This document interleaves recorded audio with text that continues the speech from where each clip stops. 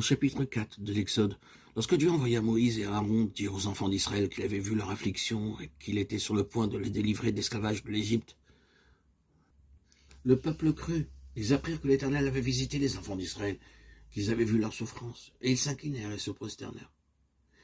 Voyez-vous, ce peuple adorait Dieu pour ses voies.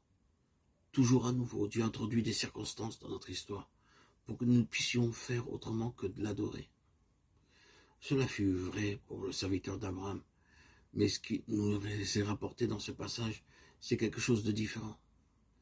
Il n'y avait eu aucun changement dans la condition du peuple de Dieu lorsqu'ils eurent courbé leur tête dans l'adoration. Ils savaient uniquement que Dieu avait vu leur affliction et qu'il allait les délivrer. Il leur avait été dit par Moïse et par Aaron que Dieu ne les avait pas oubliés pendant ces 400 années écoulées, mais qu'il avait vu toute leur souffrance. C'est ça l'assurance qui les a conduits à adorer. Nous sommes souvent incapables d'adorer Dieu, parce que dans nos épreuves, nous pensons que Dieu nous a oubliés. Nous sommes déprimés à cause des difficultés quotidiennes qui se prolongent. Mais quelles sont les différences? Quelles sont les difficultés qui peuvent durer 430 ans? Nous avons été malades et avons longtemps espéré la guérison. Nous sommes restés sans travail pendant des années, sans encore avoir de travail. Ceux qui sont nos proches refusent de croire au Seigneur. Les mêmes situations de frustration demeurent.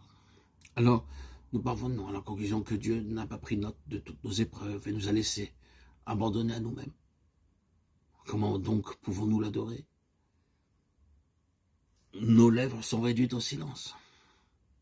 Mais vient le jour où nous voyons Dieu et nous comprenons ses voix. Alors, immédiatement, nous savons qu'il ne nous avait jamais oubliés. Ce jour-là, nos lèvres muettes s'ouvrent et nous courbant devant lui, nous réalisons que tout ce qui nous est arrivé a concouru à notre bien. Nous voyons alors la grâce de Dieu dans toutes ces choses et nous adorons ses voies. Dans l'Exode 12, 27, Dieu enseigne à son peuple comment il devait inculquer la signification de la Pâque à ses enfants. C'est le sacrifice de Pâque en l'honneur de l'Éternel qui a passé par-dessus les maisons des enfants d'Israël en Égypte, lorsqu'il frappa l'Égypte et qu'il sauva nos maisons. Comment son peuple a-t-il reçu ce message? Le peuple s'inclina et se prosterna. Remarquons que la Pâque était essentiellement un sacrifice commémoratif. Comme tel, il produisait invariablement l'adoration. Dieu avait détruit le premier-né dans chaque maison des Égyptiens, mais il était passé par-dessus toutes les maisons des enfants d'Israël. Lorsqu'ils se souviendraient de la distinction que Dieu avait faite entre son peuple et le monde, et la différence entre leur destinée et celle des Égyptiens, ils ne pourraient s'empêcher de l'adorer. La fraction du pain comme la Pâque est un mémorial, une occasion pour nous rappeler l'œuvre puissante accomplie par Dieu en nous séparant du monde.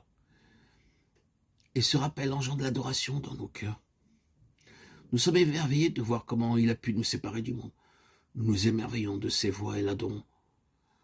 Lorsque le peuple de Dieu vit que toutes les maisons de l'Égypte avaient été frappées et que la destruction avait épargné seulement leur premier-né, pouvait-il ne pas adorer Dieu?